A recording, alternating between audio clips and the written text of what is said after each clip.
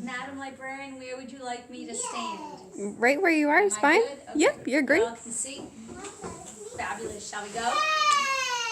I'm going to need one of them for sure before the night's out. We have a bigger space in this room than we did last time in the other room. So, let's see. We'll do a little bit of housekeeping. Can you all hear me? Yeah. Excellent. I assume you can see me. Right?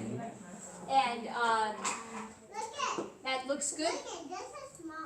Nice and clear. It's better than my picture at home on TV, on my television at home. So, couple of things. If I could ask you to silence your cell phones, that would be fabulous. The first one that goes off is mine, and I'm looking for a new cell phone.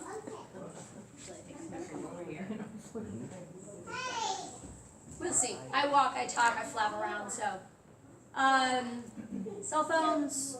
Oh, and please hold your questions until the end. You will find very quickly that I can talk about this all day. So if you get me off track with a great question, wherever you all need to be tomorrow, you'll be late for it. I promise. So, this presentation tonight is called Welcome Back to the Graveyard. It's still a tour of the cemetery, art and history and symbolism with the Gravestone Girls. But I was here in April and we were up against campaigning for elections. So there was lots going on. And there was a lot of people. I understand Dedham is a very politically engaged community, so there were way more people at the campaign meetings or whatever they were, and not as many people here. So I wanted to make sure that I got the word out about all the great stuff that's in town. So I agreed to come back in the fall and do tonight's program. So we'll get started, shall we? So. The Gravestone Girls' mission is to keep our dead alive by preserving cemetery art and history. Shameless self-promotion, gravestonegirls.com. If you're on Facebook, if you're on Instagram, I expect my numbers to be up tomorrow. There is indeed an S on the end of that. There is more than one of me. There are 3 official Gravestone Girls and many more sort of deputy Gravestone Girls. And this is my web mistress, Melissa. She keeps us looking good on the internet. That's me. I'm Brenda, and that's Maggie. She is our web mistress. I'm sorry, she's not our web mistress. She's my best friend since the age of, I'm not going to put a number on it, but for a long time. So Melissa grew up out in Western Mass, and I grew up with Maggie in Central Mass. And together and separately for pretty much the majority of our lives, we've been traversing the cemeteries and looking at gravestones, being hobby Gravestone Girls and eventually official Gravestone Girls. So Gravestone Girls do a bunch of different things. We do public presentations like this. We really want to show you what's in your backyards, on your main streets in your town, and how to identify them. And not just how to identify them within your town, but what you'll learn this evening will help you identify similar landscapes that you can find in almost every New England area town. So we lead cemetery tours and research, a little more shameless self-promotion. We're going to apply for a cultural council grant this year to hopefully fund a walking tour of your old burial ground here in town through the library in the spring, so watch for that. We do research as well. We work with a lot of people, a lot of genealogy people that in this part of the country and certainly in other parts of the country that trace the ancestry here, and they reach out to us and ask us to do find locations, clean gravestones, document plots, make replicas. So we provide that service as well. And we teach gravestone rubbing classes, not robbing. I've been told I say that word a little too much that it sounds like robbing and not rubbing. Gravestone rubbing classes. And I just want to speak just a quick minute about that, because it really is a class unto itself. But there's a lot of mythology around gravestone rubbing. It's bad, it's dangerous, it harms the stone, it shouldn't be done. And that's nonsense. There's also another big myth out there that it's illegal in Massachusetts. So there is no law on the books that statewide prohibits gravestone rubbing. It is up to whoever oversees the burial grounds to determine what they will and will not allow. You, as people wanting to go out and do gravestone rubbing, it is up to you to make sure that you do it right. It's your responsibility to make sure that you don't cause any damage. So, do a couple of things. Take a class with Gravestone Girls. Learn how to do it properly. Do some reading through the Association for Gravestone Studies. To do a properly executed gravestone rubbing is a completely inert process. You think about these objects outside 24/7 for literally hundreds of years. That deteriorates stones. Lawnmowers and weed whackers. That deteriorates stones. One summer, when you go by these old slate stones and you see white striations on the bases of the stones, that's from weed whacker damage. So, a properly executed gravestone rubbing is a completely inert process. Like I said, get yourself an education, and it isn't like a 4-year degree or anything, but do some reading, do some research, know how to choose the right candidates, know when a stone is a good rubbing candidate and when it's not. Use the right materials. We are absolute advocates for putting a barrier between the stone and your rubbing surface. So whatever medium you're using, if you get through that paper for any reason, it's not getting on the stone. We don't, with our process and that barrier, we don't even put one piece of tape on the gravestone, so there's absolutely no contact directly with the face of the stone. And it doesn't affect the quality of the rubbing at all. And then certainly get permission from whoever oversees the burial ground, as well as clean up after yourselves when you're done. So really, not rocket science, but there are a few basics that you should know to make sure that you execute properly. To do a gravestone rubbing is a completely, it's a documentation process. So it makes a document of that stone at a particular point in time. Things happen to them. So we just talked about lawn keeping. Trees fall on them. We have all our winters deteriorating them. Unfortunately, there's vandalism. There's all kinds of things that happen to these. You have biological growth on the faces of them that obscure the art and the lettering and make them difficult, if not impossible, to read. So to do a properly executed gravestone rubbing is to create a document of that stone as it is at a particular point in time, and in the future it might be the only thing that's left. So that being said, I grew up going to the cemetery on a very regular basis. My mother taught me to rub stones in the family cemetery as a method of keeping me occupied and out of her hair, while she and my grandmother were taking care of the family plot. So I've got a lot of these. So years go by, I've got all these pieces of paper, I've got 2-dimension, and I decide I want something more. And that's where this last thing the Gravestone Girls do comes in. We make gravestone replicas. So I have an art history and restoration background, and I took what I knew from the trade to develop a process I could safely take into the cemetery to collect the image from the face of the stone and then make a copy of it. So I brought some tonight for your little show and tell, and there's actually a pretty good story that goes with one of these that's going to go around. So these are not samples. They are not souvenirs. I do not, did I do that wrong? I did do that. No, wait, there's just one in particular. No, it doesn't matter. So, I'll do it this way. Because I want to make a point of that. So, I took what I knew from the trade to develop a process I could safely take in, and it was really only to make a couple of my favorites for myself.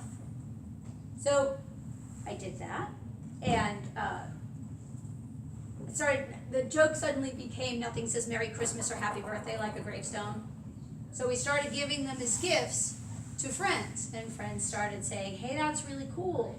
Can you give me one to give to somebody as a gift? So we start to do that, and we start to do some arts and crafts shows. And Melissa comes along, and she builds the website, and Gravestone Girls are born. So what's going around the room are my gravestone castings. Everybody has a history tag that goes with them, says who they are and where they're from. And they brought them for show and tell tonight because it's easier to understand what it is we do when I say we make replicas when you've got something in your hands. The library has certainly been good enough to allow me to offer them for sale this evening, so please, later on, feel free to come and play. There's one of those that's going around the room now that I have a descendant, and I have an ancestor. So there's one winged skull from Ipswich that's going around the room that is this woman's 9th great-grandma. Pretty cool, right? So now part of your lecture? Yes, you are now. You jogged me tonight. And I tell that story to people all the time, too. I have another piece in the collection. It's a casting. We make them both magnets and we make things to hang on the walls as well. And there was a young woman just yesterday at a show that I did in Portsmouth. And the piece that she picked up had a flower on it, and it was called Miranda Rose, because it was a rose and the woman's name was Miranda. And it's the first piece that the woman picks up off the table, and she says, "Oh my name is Miranda Rose." So, stuff happens like that. We get the crossover with the genealogists and the art. So while it seems odd that you have somebody, an ancestor on the table and a descendant on the other side, it actually happens more often than you think, because so many of us trace our ancestry back to the New England area. So when the website gets made, we end up out there in the glorious world of the internet, and I get an email one day, and it's got this picture on it attached to the message, and the guy says, "I live in Ohio, and this stone is in Concord, Massachusetts, and this is my 7th great-grandfather. This is my family's coat of arms, and I was just trolling the internet looking for information about making a replica because I would like to have this as part of my family's genealogical collection. And I just happened across the Gravestone Girls, and since you ladies live in Massachusetts, and since you already know how to do this process safely, might I hire you to do this process and make this replica for me?" Well, I am a good capitalist and a good entrepreneur, so we got right on that. We got permission from the town of Concord, and this is Maggie out there doing the work of collecting the image so that we can then get it home and replicate it. While I will teach you how to rub gravestones all day long, I will not teach you how to make replicas. Don't ask me. I don't need the competition.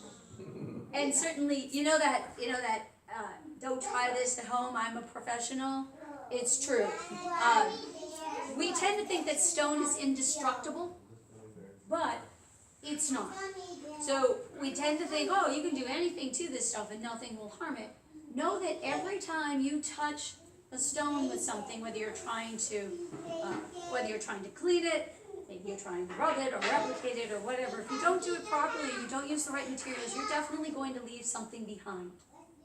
You might not be able to see it, but know that you're leaving something behind.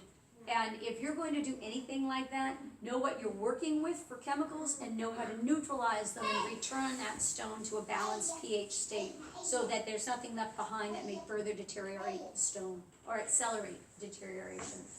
Let me give you a little bit of perspective here. It's a big stone. Mag is 5'10", probably about 6 feet tall, with all that hair piled on her head.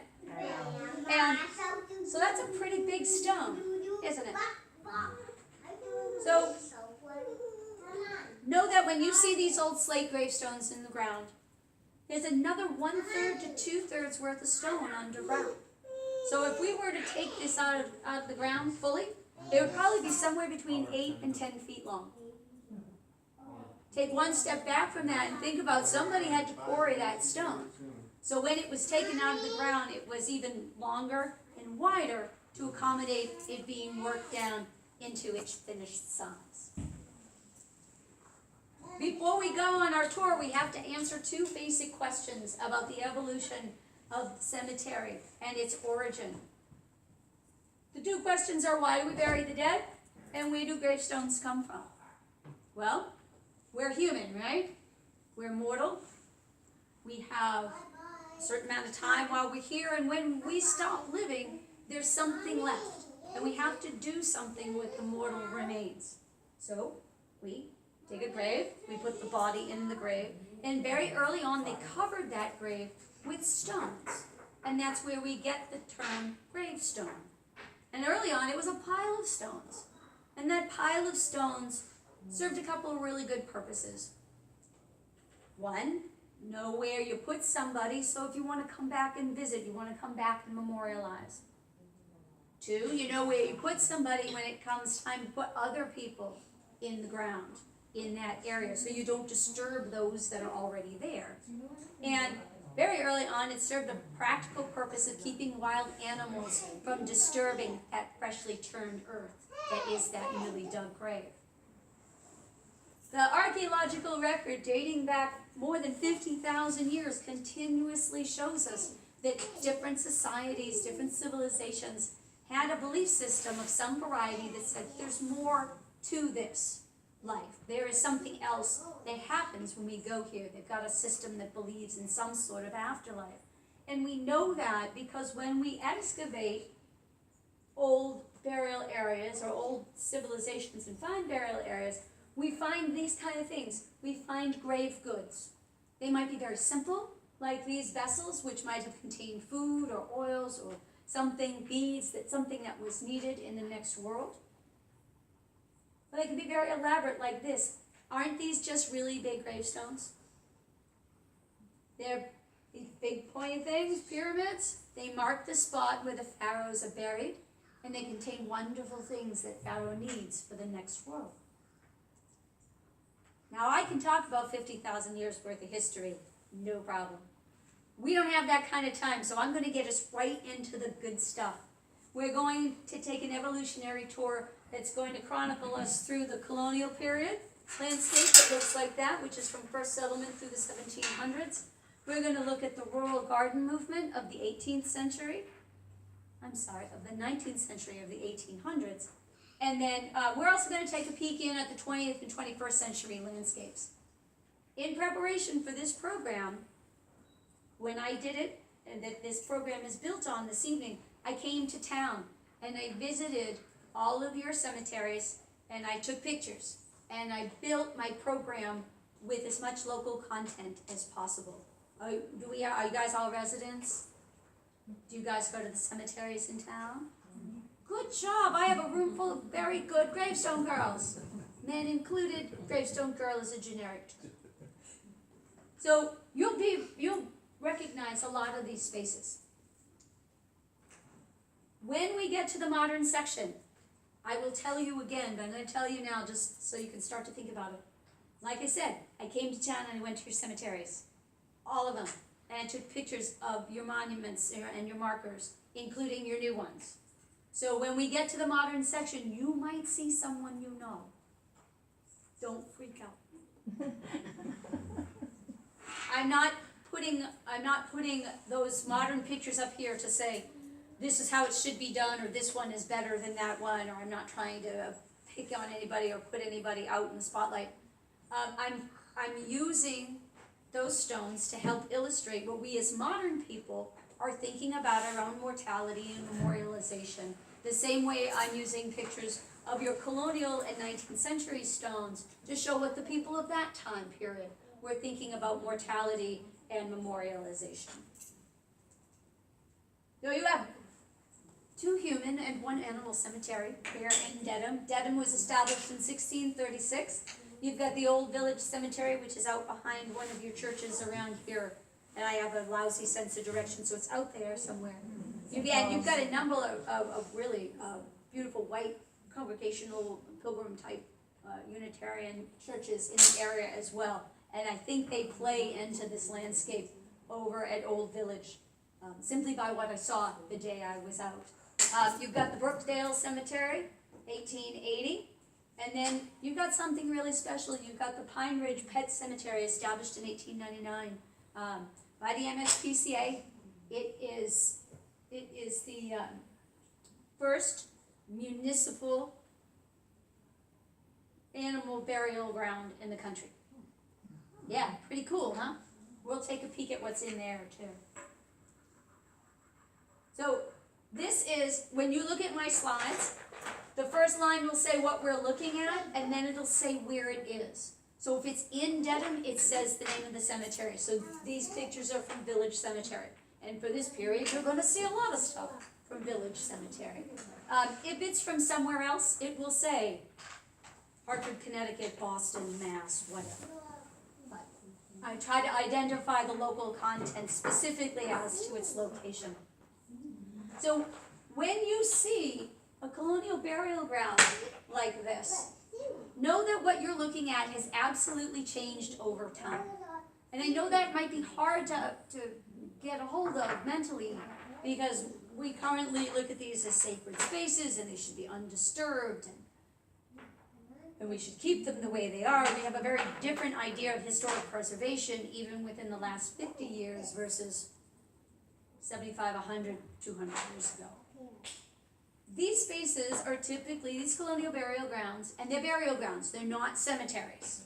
We're very lazy with our language and we use the terms interchangeably, but this is a burial ground, this is a graveyard, this is not yet a cemetery. These spaces are typically located in close proximity to the middle of town. So as town grows and changes, this is often a landscape that is one of the first to give up space. So we put in roads where there weren't roads before. We move this stuff around. We widen roads that are already there. Build stone walls to make landscape for the roadways. It can eat into this space. Over time, people come along and they look at it and they go, we gotta clean this place up. And they change it around. Modern landscaping, or even the evolution of groundskeeping, will affect these areas as well. Know that when you see these spaces, they are definitely changed over time, and there's often a clue left on the landscape. Nice, neat, straight lines. Everybody's standing at attention in pretty nice organized rows. It's another visual cue that that landscape has been changed over time. Gravestones have parts. These are all from Village. So there's a shoulder here, there's a tympanum here, and another shoulder. The tympanum is this lunette area that contains the art. And then we have information here, biographical information, names, dates, ages, maybe very simple information usually, if we're really lucky. Cause of death, always one of my favorites. And I put both of these up here because I wanted you to see the two variants of them. These kind of slate gravestones that we're used to seeing in the Massachusetts area, and New England in general, but Massachusetts being the oldest, they start looking like this in organized burial grounds around the last quarter of the 1600s. Prior to that, they're not really marking graves. It's not a big deal. It's not an important part for the people of the time. If they are marking them, they were using perhaps wooden markers, which would have deteriorated and be lost to us over time, or they were using just rough stones, the kind of things that we would use to build the stone walls. Maybe they get lettered, maybe they don't. They might have initials or a date, but they're going to be very simple. They're not going to look like this. So in many of those cases, when you've got those rough-hewn boulders or small stones, granite blocks, it's very easy to walk right by them on the landscape and not realize that you just passed a gravestone. So there's two things happening here. This one is from 1684, and we've just got lettering. It's got a 1684 death date. We're going to get to that. And this one is 1699 and has art. So they start getting used in this kind of shape, but not necessarily with art this early. The art does eventually appear within the last 25 years or so. So it's very easy, particularly in this case, to see the two differences on your landscape. They originally had two parts too, headstones and footstones. So the headstone marks the head of the grave, and the footstone marks the end of the grave.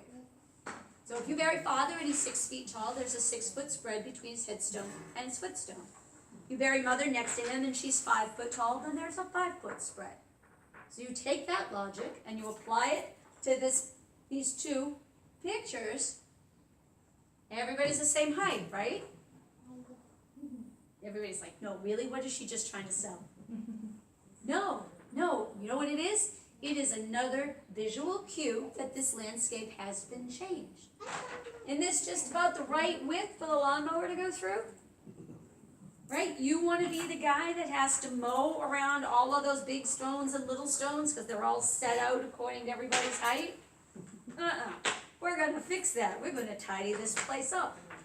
So, if we're lucky, those footstones get picked up and put behind their parent stones. If we're lucky, they get moved out like this and they form their own row. And if we're not so lucky, off they go for another purpose. They may be completely discarded. They might end up in patios, they might end up in walkways, they might end up in windowsills, they might end up propping up other gravestones. I've seen them in a lot of crazy places. We're just good Yankees, right? We're just going to reuse that material. We're not going to let it go to waste. So this is a cue that the landscape's been changed, and also, you know, these footstones will have something in common with the parent stone. So if this is my gravestone, and it's got my name on the big part of it, on the headstone, the footstone should have my initials or my name or something that tie the two together. So if this is my headstone, but this little footstone has the initials MDY on it, well, that's not in the right place, as that's not the footstone that goes with my headstone. So it's another cue that the landscape has been changed. Early on in the colonial period, there's this concept called east-west axis orientation. These people are very religious, they're very superstitious, they're really following the Bible to the letter. So it's a very literal interpretation. And this is the headstone, it marks the head of the grave. So what we're looking at here is this is the writing on the front, here. The body is buried behind the headstone. The footstone was put at the end to cap the end of the grave. So the writing is facing west. The idea being that at end time, the Archangel Gabriel is going to come from the east, and he's going to blow his trumpet, and he's going to sound the call to resurrection. And all the dead are going to sit up in their graves facing east to meet their Maker. This was a really important call. You did not want to miss this call. They really thought that you might get left behind if you weren't prepared on that day when you rose up out of the grave facing east. You wouldn't get on to the next world. You wouldn't get your reward. So, just like that other little visual test I gave you, what's wrong with this picture? So I'm at this burial ground in the late afternoon, and I went with a specific purpose of being there in the late afternoon when the sun was in the west, and theoretically all the faces of my stones would be lit so I could take beautiful pictures of the artwork. Right. This is the written side of the stone here. Facing east. West is over here. All my stones were backlit the first time I went. Well, it was a cue to me that this landscape has changed over time. Now really, that is a whole bunch of stones that have been turned for some reason and now are not on that east-west axis orientation. For the colonial period, it isn't an absolute that they were all in this east-west axis orientation, but most of them were. And it's a cue for me when I go to see whether or not I kind of put that test out there to see if the landscape has yet further changed. I'm not sure what happened here, but something, in my opinion, something happened that these were all turned. And I can think of two possibilities, and I know you have a very active cemetery group around here that's working in village, doing documentation, doing cleaning and restoration, and they would know their history better. But just from looking at the landscape, there's a church here. Is it possible that these were all, and the church is much later in date than the burial ground. Is it possible that when the church was built, they flipped everybody around? Possibly. Also, I made a comment earlier that you've got a number of really lovely traditional congregational or Unitarian Universalist white steepled New England churches in very close proximity. Is it possible that you had an earlier burial ground there and perhaps they were moved here? It does happen. The dead were very mobile. So without any backup to those two hypotheses, I think one of those may be the reason for this change. But based on the idea of how they should be oriented for this time period, something tells me, or this tells me, that something has happened here over time. Look at all these handsome faces. I get asked by a lot of people, skulls on gravestones, what was wrong with those people? Why, who would do that? That's so dark, that's so macabre. What's going on here? Again, all Christian-based iconography and ideology. Very superstitious, very literal in the biblical interpretation, and really very much wanting to have a playbook to go by. So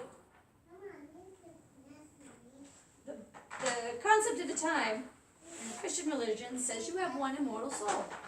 And your job is to keep that soul clean of sin so that when you die and Judgment Day comes, that soul can spread its wings to get off and get its reward in this next world. So you read the stones, these gravestones that say this person was kind and helpful and useful and productive and a good member of society and all of those kinds of things, a loving parent. It isn't to say, look how great I was. It is to say, I was mortal. I tried to live to these kind of virtues and ideals and these standards. And while you, the living, stand here and look at my stone, know that this mortality thing, this death thing is going to happen to you too. So I went first. I tried to lead by example. Take this warning, take this example, and apply it to yourself. Because this was the hard place to live. Spend a lot of time just trying to survive. Every day is very hard. They know that death is omnipresent, inescapable, absolutely inevitable, and could show up at any minute. And it was the idea of being prepared for that. So the gravestones and the burial grounds are telling them that. They're reading, somebody's reading the Bible to the family at home at night, if you've got a reader in the family. And you're sitting there for 3 or 4 hours every Sunday listening to the preach, virtues and the wages of sin. So we show the idea of being human by showing what's left, the skull, the bones. At the time, because they're following the Bible so strictly, to show the idea of being human by using something that looked human or looked like an angel would have been considered a graven image and would have been sacrilegious. So this is a serious time period where even the smallest transgression in your thought processes or behavior might be the difference between going up or going down. This is a picture language. You don't have to know how to read in the colonial time to understand what this symbol says. And even if you could read, you didn't stop and read those written messages about virtues and behavior every time you pass by. These guys did the job for you. We get Latin on the stones too. This is over in the village. Memento Mori. Think on your mortality. Remember that you too will die. So we did it in Latin. We did it in English written words. And we did it in pictures. This is a beautiful stone in Hartford with a pretty complicated Latin phrase on it. Well, that's great. I don't need to know how to read Latin in the 17th century or in the 21st century to understand that picture. So this is my visual cue, right? There's a tree. A tree is something that's living like a human life. It has a definite beginning, a definite end. It's fragile. and it can be interrupted, that life can be interrupted at any time, that's you. You're the tree. It's any other normal day, right? You think so, but then this happens. Your maker shows up, and he comes out of the clouds with his hatchet and he fells your tree. You're done. Hope you were ready, because it's over. You had all of those chances to do the right work while you were here, right up to that last minute. Now, it's over, you've done what you can, and you'll be judged accordingly. But not to worry. Death is not a permanent condition. Lightly inscribed across the tympanum of this stone says, the grave is God's hiding place. It's kind of like God's waiting room. Just going to hang out for a while. And we're waiting for something very specific, right? We're waiting for this. Resurrection. That call of the trumpet from Gabriel, sounding the call of Judgment Day to be resurrected, redeemed of our sins, and hopefully judged and sent to the next world. Look at my handsome devil here. That's mortality. It's also death. And it says, all must submit to the King of Terrors. Death was known as the King of all terrors, and all must submit. And some famous guys say nobody gets out of here alive. They knew that hundreds of years ago. But don't worry, keep reading. Through Christ, we conquer, rise, and reign forever. The promise that there's something more and better on the other side. Look at these handsome devils. I could have had, I think I took 60 pictures of these different souls just over in Village alone. This is still a soul symbol. This is still the idea. I've got one immortal soul, and it's my job to keep it clean to get it to the next world. But this comes later.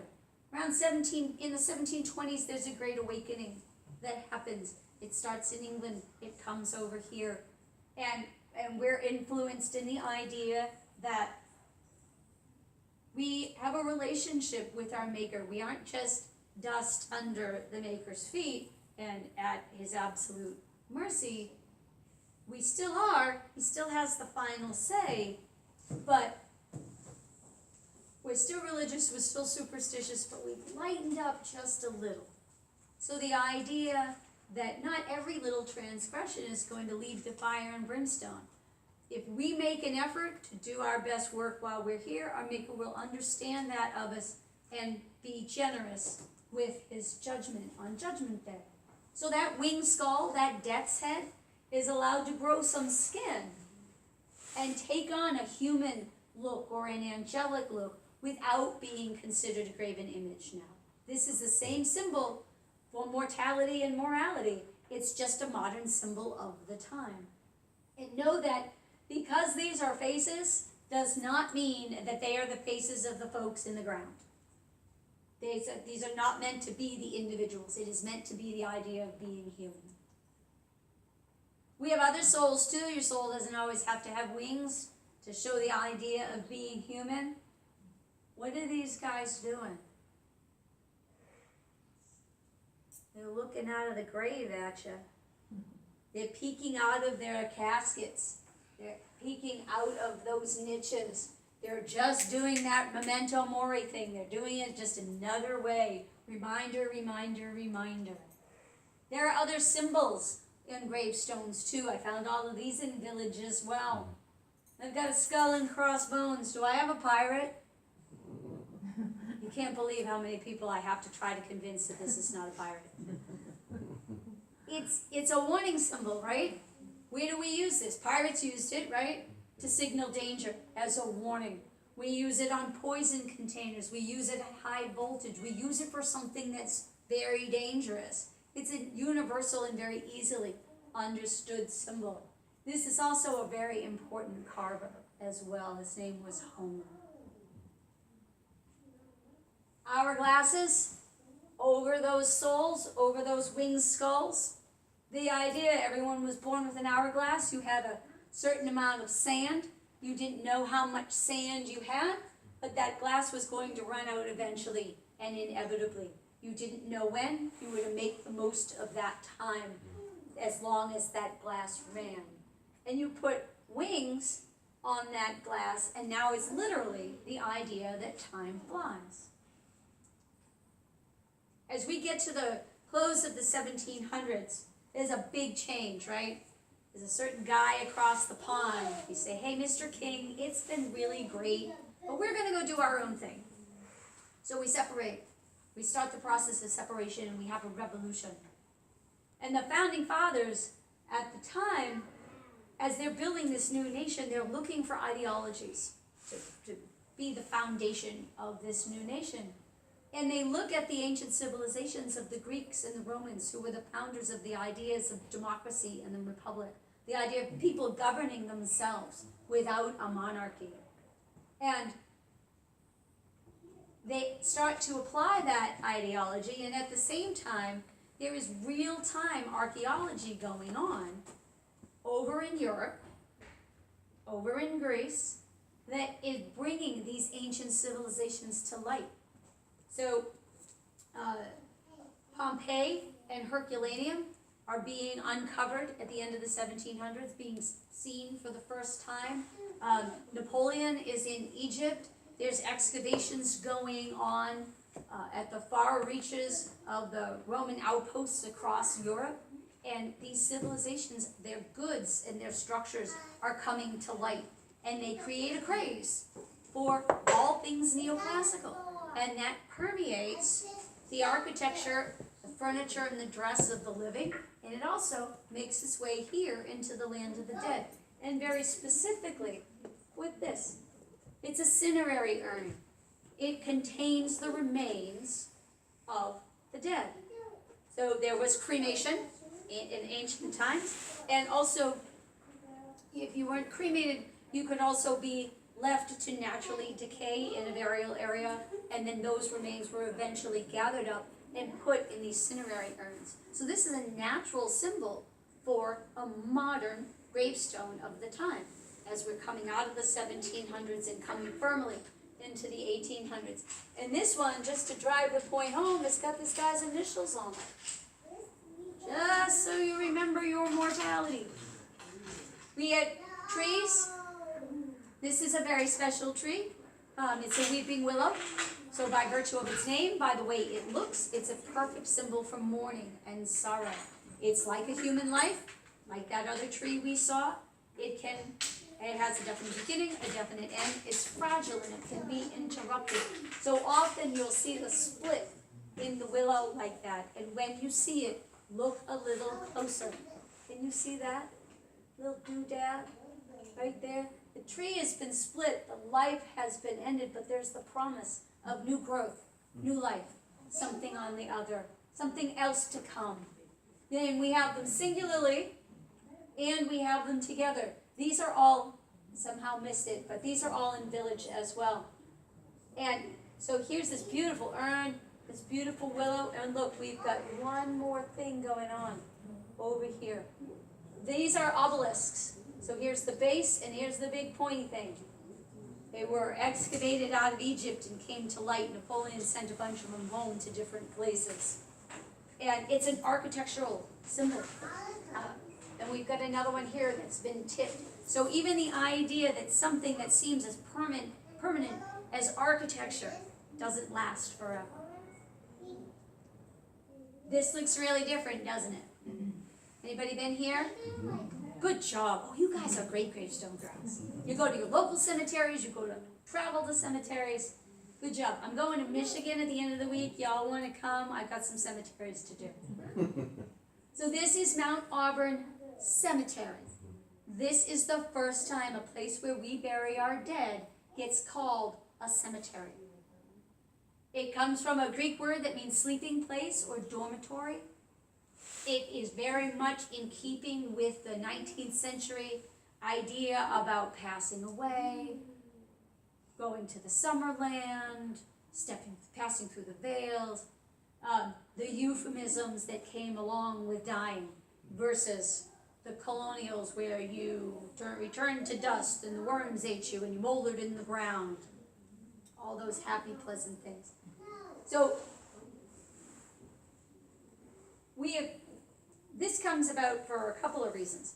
We are changing through an industrial revolution, and through the 1800s, a series of industrial revolutions, where we're leaving the farms and we're coming to work in the cities. So we're moving to the cities to live, we're working in the factories. Life gets a little easier. I'm not saying that, a 16-hour day, 6 days a week in a factory is a picnic, but they're not spending all their time just trying to survive. And the mechanizations of those factories are creating goods and making life easier. You don't have to make everything from scratch. I can buy finished goods. And I have money to do it. There's a rise of the middle class because of it. We've got some free time. There's the rise of a nouveau riche class, the new rich, that are making money by having these factories and doing all these inventions that are making machines that make the lives easier. And also, this idea of the cemetery is also patterned on places like the Père Lachaise Cemetery in Paris. Open, park-like. So look how different this is from our colonial landscape. Green grass, rolling hills, trees, pathways to walk. Monuments are different shapes and sizes. They're even different material. They look back, the folks of the 19th century, look back at the colonial graveyards with their dark stones and their scary images, and they say, what a bunch of barbarians. This is not who we are. We want nothing to do with that. We want to separate we're modern people, and we want to get as far away from all that old hysteria and superstition and nonsense, because that's not who we are. So we turn this into a park-like place. You'll notice that it was established in 1831 by the Massachusetts Horticultural Society. Originally about 75 acres, Mount Auburn's now about 175. And the Horticultural Society put that 75 acres to use not just as a cemetery, but also as an arboretum, a place to have trees and flowers and green landscapes.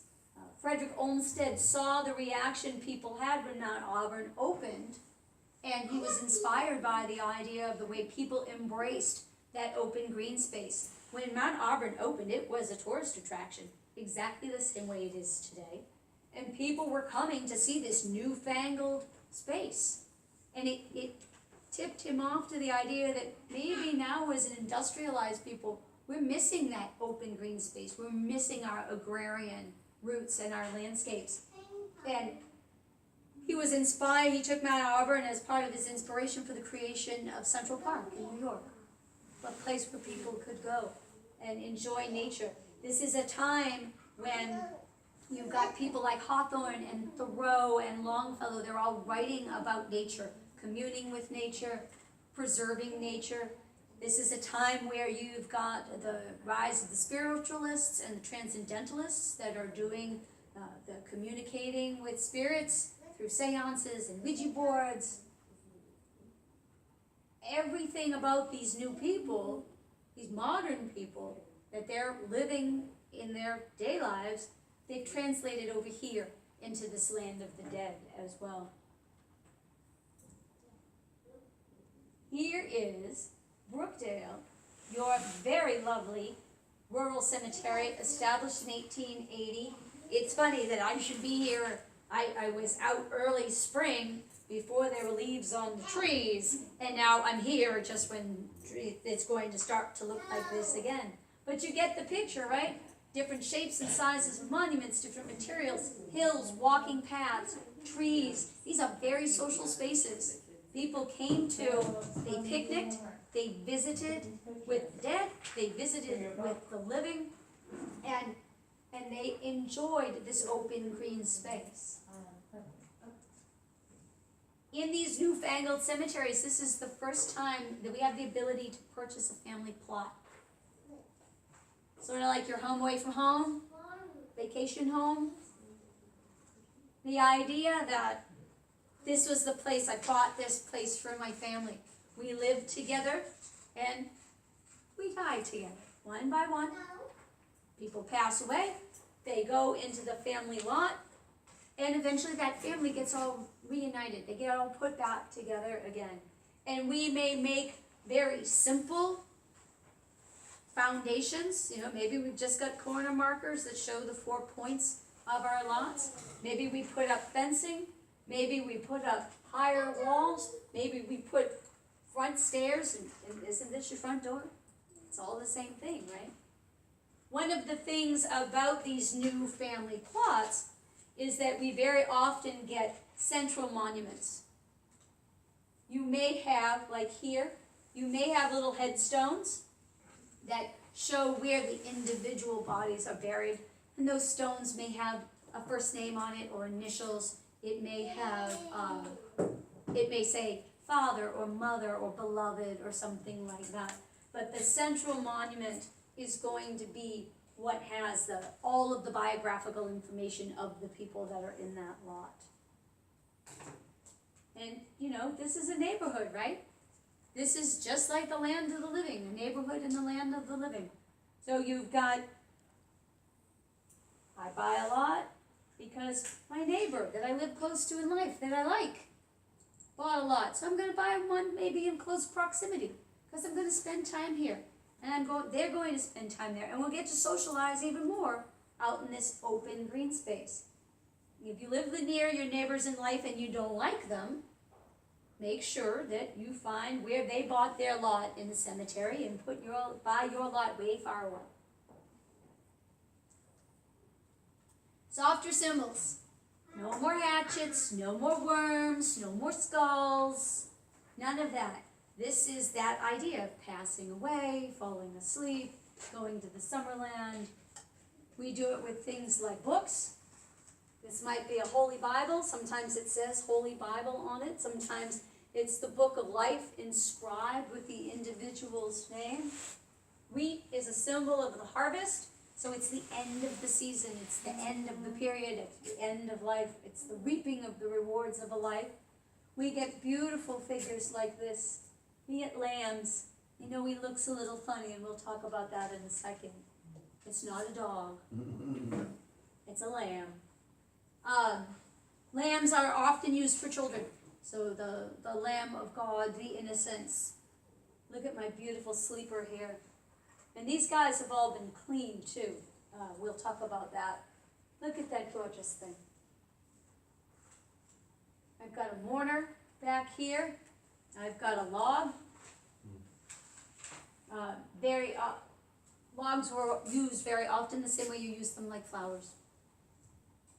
So this is a good time to point out my dogs here and my sleepers and my books and even my wheat. Everybody but this guy. This is granite. We'll get to him later. In the 19th century with these new cemeteries, they change everything, right? Including the gravestone material. This is marble. They have access to marble from farther away. We've got waterways, we've got railroads, we've got ships doing transatlantic, bringing great things back from Italy, including beautiful marble. And it's now available not just for big fancy monuments or big important buildings. Now we can use it for our monuments in our graves, in our gravestones and cemeteries as well. And it's lovely. It was chosen because it was available. It was chosen because it was white, so it's very symbolic. It's white, it's bright, it's light itself. It's symbolic of purity in heaven. So it's perfect for that whole aesthetic of the time, right? One little problem. The slate that you saw before on the colonial stones is sediment. It builds up in layers, and those layers get fused together through the pressure of the earth. And it forms a very weather-resistant piece of stone that's still very workable with a hammer and chisel. So that's why slate stones, you look at so many of them, and they're perfectly readable. They look like they were just freshly carved, even though they've been sitting out on the landscape for 200, sometimes 300 or more years. These guys are newer in marble, but they didn't hold up as well. So marble is calcium carbonate. So marble is nothing more than compressed limestone. And it's made from the sea creatures and shells of the oceans. It has a loose grain, so it's very susceptible to erosion from wind and rain. This poor little creature, and he actually looks pretty good considering some of them I've seen. This poor little guy originally had a face and a nose you could see and ears, and he didn't look all melty like he does now, and that's a function of erosion. This sleeper had I'm certain, had very delineated lines, folds in the fabric. There's a sash there. She had a face. You could probably even see her little fingernails and toenails. But because of that loose grain, it's very susceptible to wind and water erosion and causes them to change over time. It's also a very porous material, so it can absorb air pollutants and change colors, and it also, in absorbing those pollutants in the air, the acids in the water and in the air, cause it to form a soluble salt crust that also causes this black. But you can tell when you go into village, you can see that these, and by these pictures certainly, that these guys have been cleaned. There's been a big campaign in that cemetery to bring those stones back to being white marble. Once the erosion has happened, you're not going to be able to restore the ears and nose and toenails and all of that stuff. But you can make them white again. There's a whole language of flowers in the 19th century. So you'll see big open buds, these beautiful flowers. The idea, like the tree, a life that begins, the flower buds, blooms, and then the bloom fades. Get the full cycle, the idea of a full life. Often when we see just a little bud on a stone, that the bud has not opened. So it's the flower that started but never got to bloom. The life that got interrupted, and we'll often see breaks in the stems, which I don't see here, but that's okay. The idea that life is fragile. The flowers and the trees are fragile lives, just like human lives. You've got a beautiful wreath back here. Laurel, it looks like. And wreath is symbolic of victory. Victory of initially death over life, but eventually life over death with the next world. And there's a beautiful little butterfly right there. A symbol of the resurrection of the caterpillar that sheds its cocoon and blooms its second life to become a butterfly. If you're looking for me, here I go. You should all try to do that too. So this pointing finger, it says up above. It's hard to read because it's eroded, but it says God is love. A lot of times it will say there is rest in heaven. It doesn't even have to have any words over it to get the point in the 19th century. This is no different than that winged skull I showed you from the colonial period. You're going somewhere. This is where you want to aspire to go. This is where we'll all be brought back together. And you've got some really, really beautiful examples, both in Brookdale and in Village Cemetery, that illustrate this with the hands. It's the idea of being separated in this life, but being brought back together in the next life. The promise to meet again on the other side. And I've got flowers maybe being left here with that hand. It's a remembrance. And I've got two beautiful ones here. These are clouds. And I've got the hand coming out of the clouds and picking those flowers. So it's exactly like that hatchet that we saw. Means exactly the same thing. It's the modern, softer symbol of the time. This is the maker coming to pick the bloom, pick the flower that's bloomed, and this one to pick the bud that isn't ever going to get its chance to bloom. I needed to make sure you knew this because this was really cool. This is over in Village. This is called the Hill Tomb because it's a bunch of tombs built into a hill. Very complicated vocabulary when you're a gravestone girl. These are doors. Those doors, although they're all sealed up now, believe me, I checked. You never know. They're individual chambers. So under this sod would be either a stone or a brick, typically a vault or a large open chamber. You walk through the door, you bring in the caskets, you probably walk down a set of stairs in those guys, and you put the casket in. That's where you buried them. You're not actually burying them in the ground, you're leaving them here in the chamber. Not in the ground in the chamber, but in a room, just like this. So you bring the caskets in, you may stack them on each other on the floor. There might be some brackets on the walls where you could get them up off the floor, but this is where they go, into this structure. One of the coolest things that you've got over in Village, which suddenly makes me realize this might attribute to the idea of your older colonial stuff being moved around. I saw one, then I saw another, and another. Two things. There's a hill here. I've got a structure under it, for certain. I've got a vault under there, just like this, but it's been taken down and closed up. And look at them all over here. All of a sudden, I start seeing all of these. These are in the sort of the front. Yeah, there's the church. So these are sort of in the front towards the road, and then this is a whole nother section of these hill tombs along the side. And you've got a tremendous number of vaults like this in the ground out there. Some of them are very, very visible, like this. Others, there's just morsels sticking up. And when I see something on a flat landscape, almost like a mound like this, I probably have another vault. So you would have opened this, gone down a set of stairs, and it would have been into the chamber where you would have put the caskets. And you have a tremendous amount of them. The more I looked, the more I found. Look at this impressive thing. This is over in Brookdale. There's another structure that you'll find on the cemetery landscape called the Mausoleum. It's a freestanding structure. Looks like a house, right? You're home away from home. Not a bad place to spend eternity, right? Got a beautiful view. Neighbors are quiet. Great Egyptian revival architecture. So when I approached this, I thought it was a mausoleum. I thought it was a freestanding structure. But when I walked around it, this is what I saw. This is the back of the structure, back here. I've got a whole extension of hill here, which leads me to believe that this is probably more likely a hill tomb.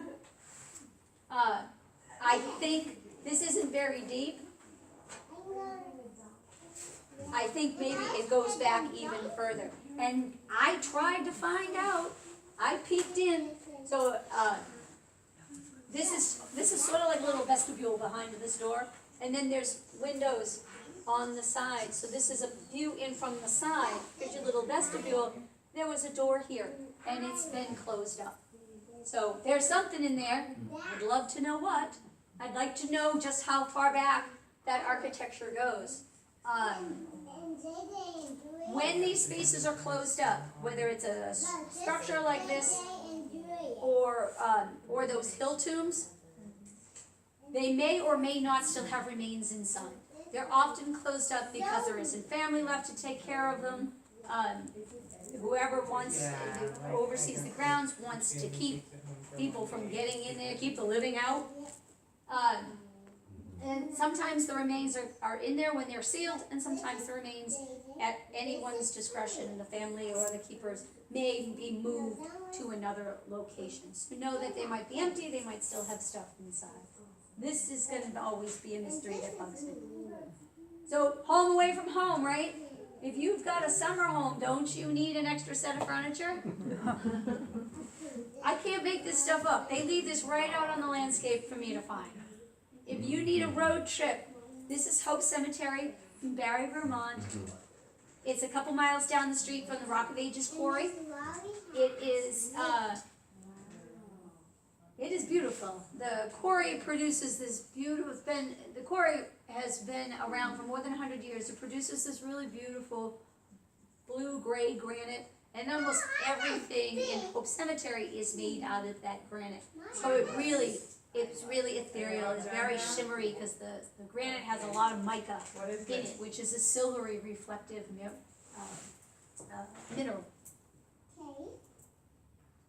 This by no means is an anomaly on the landscape. There are all kinds of things in this cemetery. There are the people that worked at Rock of Ages doing the stone cutting were very talented, and they were very competitive. So we've got an airplane, a sailboat, a cat, a race car. We've got a soccer ball, a really big soccer ball. We've got half a colonnade.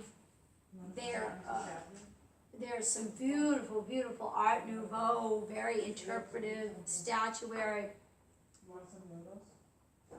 There is you're going to have to take my word for this. I know how this is going to sound. There's a really cool deathbed scene. Guy sitting in his chair like this. And there's a woman standing behind him, and the lore, and I have not substantiated it, but the lore says that the woman behind him, as he's taking his last breaths, is not his wife, but his mistress. Who am I don't know. The idea of the empty chair, come sit with me. The moral over here is quite probably, if you're going to spend eternity in bed, you will do so properly. Separate beds, twin beds, birds, and you will wear your pajamas. That empty chair means, come, sit, visit with me. I haven't gone far. I've just left my seat. I'm not physically here. I'm just off in the other room. I'll be back soon. We'll be brought back together soon. I've spent all this time saying this means this and this means that. And when you see this, this is how you interpret it. And I'm not fibbing to you. It's all true. But you need to remember one more thing. There is all that big existential meaning, but also monuments are made by people for people. People make their own monuments. So if you want to have a say in what yours looks like, do it before you check out. So there's always going to be that little part we don't know. There's always going to be that little personal idea, that inspiration for that monument that we will never know. So in addition to those big universal messages, also take the time to remember that perhaps this was just their favorite chair.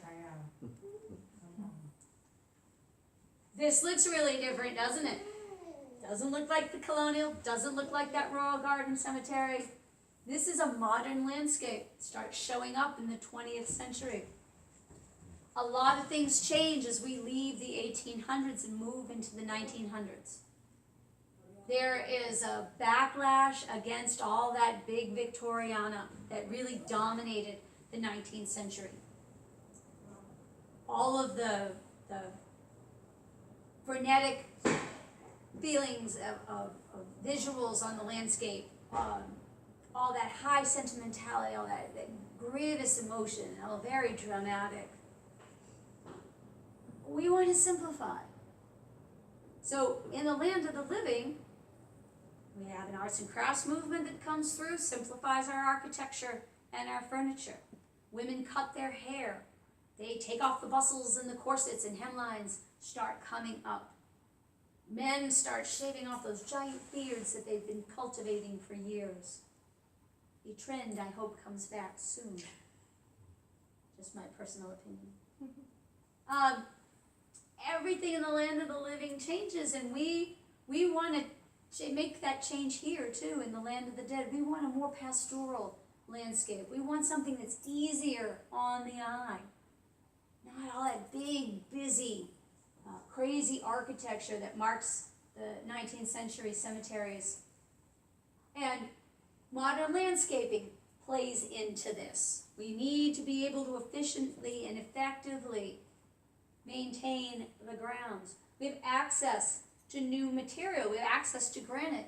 Again, not just for our big, fancy, important buildings, but for things like our gravestones and our monuments as well. We have the tools to get that very hard material of granite out of the ground. We have pneumatic tools, power and water-powered and steam-powered operated tools that make it possible to work this really hard material into all sorts of objects, including gravestones. Medicine starts moving from being art to being science. We understand how we get sick. We figure out what bacteria is. We figure out how disease gets communicated. We understand how to keep our food so that it doesn't poison us. And if it does poison us, well, we know what to do about that too. We have the rise of vaccines. We have medicine moving at a very, very rapid pace. It keeps us from having to go here. We don't have to be faced with our mortality the way the people in the colonial period and the 19th century did. We cheat death on a regular basis. You need a kidney? I can give you one if we're a match. Think about, I used to trace this whole timeline back from the 1930s and 40s and even before. Trace the move of modern medicine from there so you could really see it. I don't even have to do that now. Think of how quickly you hear about advances in medicine and technology within the last 10 years. We are mapping our human genome.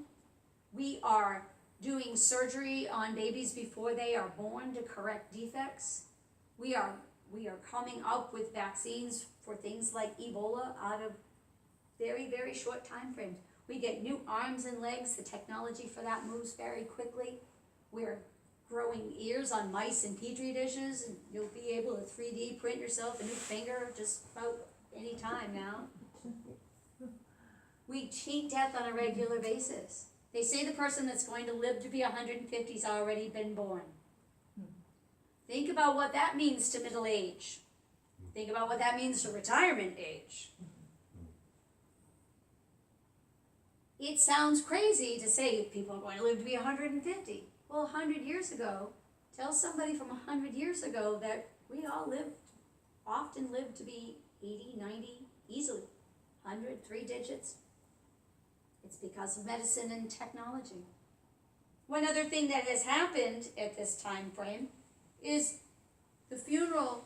We stopped dying at home, so we stopped having funerals at home. We stopped caring for our own dead. You now die in the hospital if you're sick. We die in hospice. You're not home necessarily. We're not caring for our dead. We have funeral directors that do that. They come and they get the body and they take it away and they wash it and they dress it and do hair and makeup and ladies get your fingernails painted. They give us back something that is as lifelike as possible. So we've sterilized that. We don't want it. Death is unpleasant. We don't want to know about it. We don't want to go to wakes and funerals because it's upsetting. Well, yeah, nobody said death was going to be fun. But it's part of who we are. It's a circle. It's not a straight line. So all of those things have combined us to not go here so much in the 20th century. So these gravestones of that time period often don't tell us very much. They have a name, family name, maybe first names, maybe a date, a birth year and a death year, but we don't know the person in between that time. So they become places that we can't really meet anybody. It doesn't say who we were as individuals and as a society at large. The good news is, I would say in the last 30 years or so, since about the 80s, we have decided that we want to say who we were. So we take the opportunity to use these objects to talk about ourselves or our family, talk about who we were. And it then gives us a window into who we were as individuals, as families, and at a larger level, as a society. Remember, this is the part where I said you might see somebody you know. We want to say who we were. I get faces. I can see those people that I might not have had a chance to meet because of the limitations of space and time, but I existed at the same time and just in a different place. So these two are etchings. These three are done with sandblasting, and then this is called the photoceramic.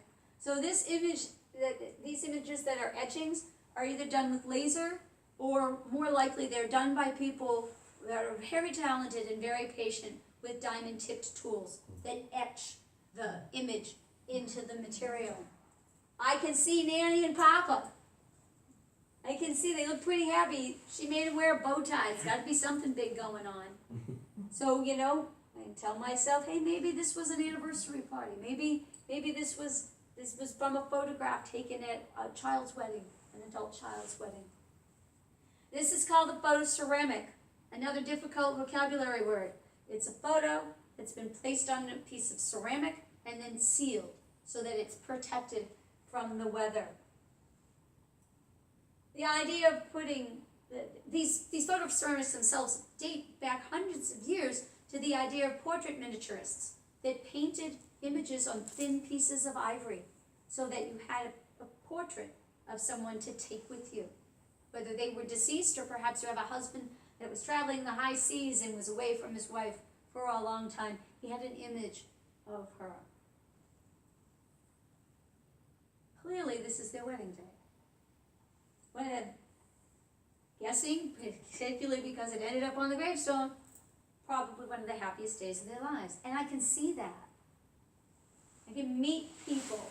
I can see who we were in our professions. That's a John Deere tractor, make no mistake about it. He's an earth mover.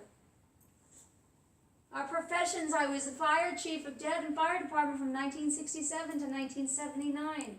I served in the military, on the water. I was Catholic. I was Irish at the very least, but that's Catholic, that's it. I get a vision of who these individuals were simply by walking through the cemetery gate. We also want to see who we were and the things that we enjoyed. What did we do with ourselves while we were here? Well, we went canoeing, we went fishing, we took the dog golfing. I just loved it. I had to crawl through a bush to get that one. I didn't know that. We played poker, and we did a damn good job at it. You've got somebody with a royal straight flush on their gravestone. They must have been a pretty good card player, right? We always take our pets, not just the dogs. We take the cat too, but the cat's not interested in golfing. And we spent time in nature. Maybe this is their summer home. Maybe this was the place they went to on weekends throughout the summer, where we had a cabin. We took their animals. We took our cats and our dogs because they were tired of golfing. We went canoeing and we saw nature. We saw deer. We saw moose. Now, maybe this is Maine, right? We don't have a lot of moose down here, but I get to see who they were as individuals. And certainly anybody that gets their sunglasses put on their gravestone is certainly known for them. Yeah. Modern technology in the cemetery. You know, this makes everybody groan. Everybody's like, oh my God, really? Video. It's about 7 inches. It's a video screen here. And this is the door. So what you see is the door is open. This door closes over that video screen. It's solar powered. It's weatherproof. It runs several days, 3 days on a full charge, and it runs 20-minute increments of still video. Really? Still video? How archaic, right? What a bunch of barbarians. Still video. Please, I live in the modern age. So this technology is basically obsoleted by something like this. You guys know what this is? Right, it's a QR code. So QR means quick response. It's the same, it's a barcode. It's the same idea as that barcode that we're so used to, that UPC barcode that we're so used to seeing. It's exactly the same thing. QR codes are made for people that are too lazy or don't have enough time to type the website of their desires into their smartphone. You can just scan that. So what this is in particular, this has been enlarged for your viewing pleasure. This is a memory medallion, and here it is. It's about 1 inch in diameter. It's made out of metal. You buy it from the Memory Medallion Company, who owns the U.S. patent for using QR technology for memorialization. You buy this, you get your monument maker you can install it flush. You can have the monument maker install it flush on the stone, or you can just stick it on there yourself. And now it's available for everyone. So somebody like, I don't know, a nosy gravestone girl with a smartphone comes along, and that smartphone's got a QR reader on it. So I find that gravestone with that QR code, with that memory medallion. I scan that memory medallion, and I am brought to technology. I am brought to this person's website. 999 spaces, which includes spaces for video and pictures. So you can do anything you want with this. Put your important papers, do you write fiction? Put your fiction out there. Put your pictures of your cats golfing. I'm never going to get over that, am I? Put your pictures of your kids, genealogists. Put your family history.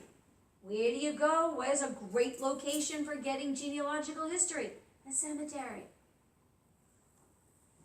I've spoken to the guy that runs this company, and he says he doesn't really need to encourage people what to put on their site.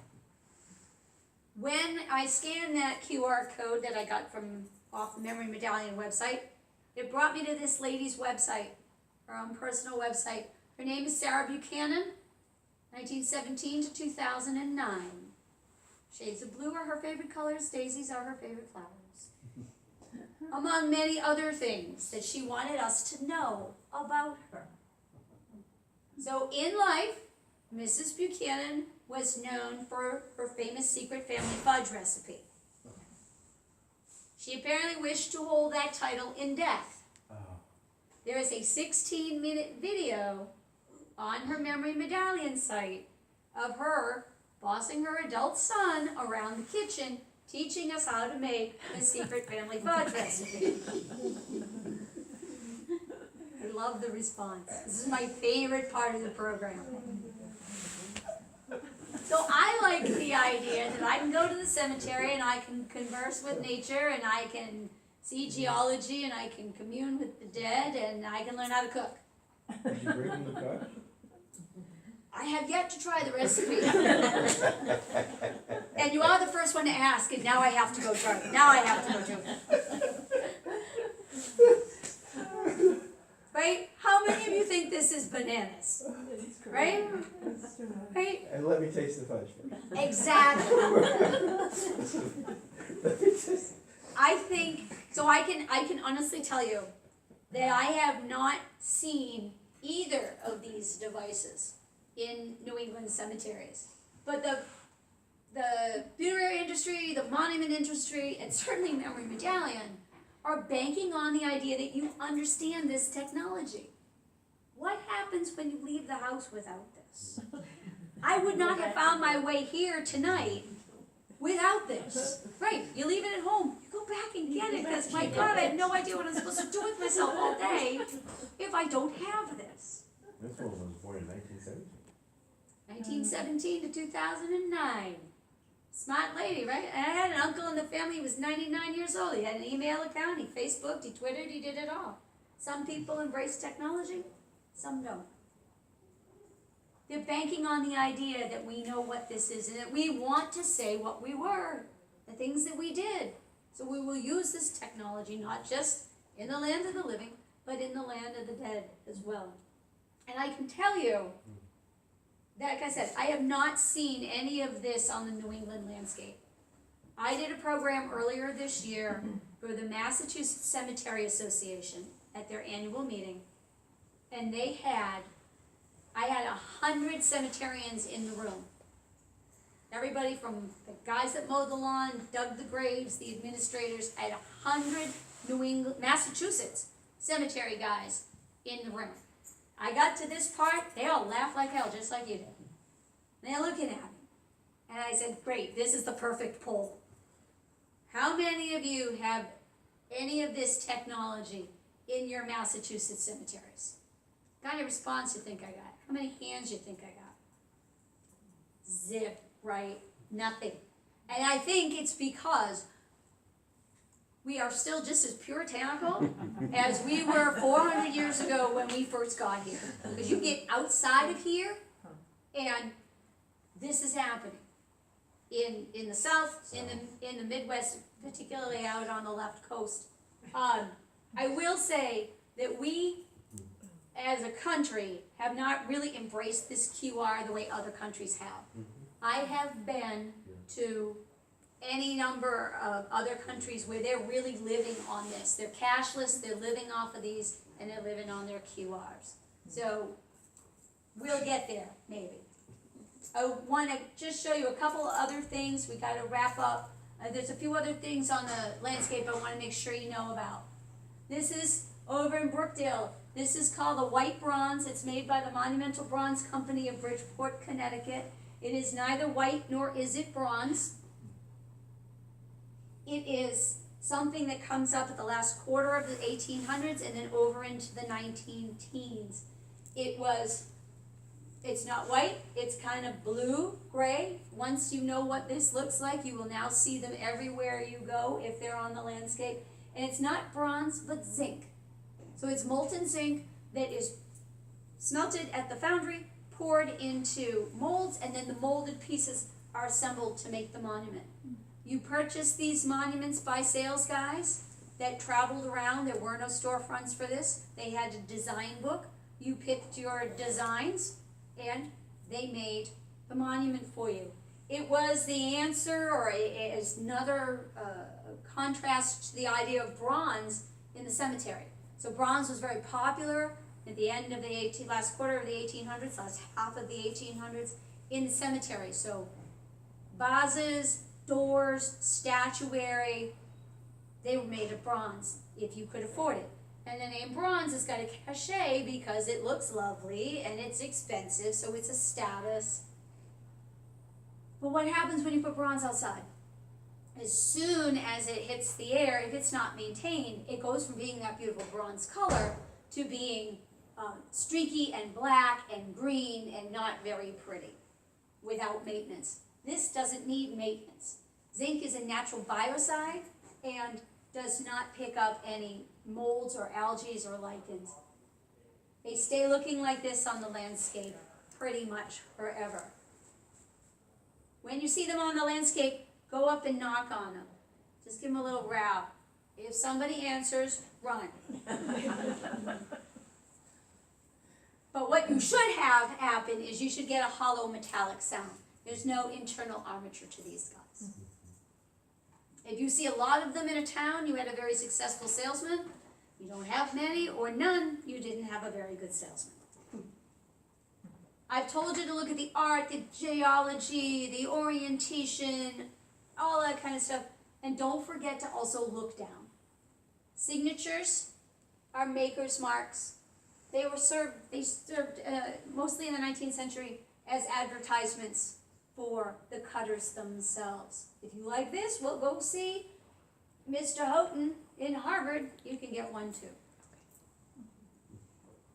Make sure, if you haven't been here, get here. This is Pine Ridge Pet Cemetery from the Animal Rescue League of Boston. This will show you very easily that we treat our pets just like we treat our humans. They have graves, they have grave markers, they have big grave markers, and we've got some famous folks in here as well. Igloo went to both the North and the South Pole with the explorers. I've got a photo ceramic here. I've got a statuary of cats, because cats are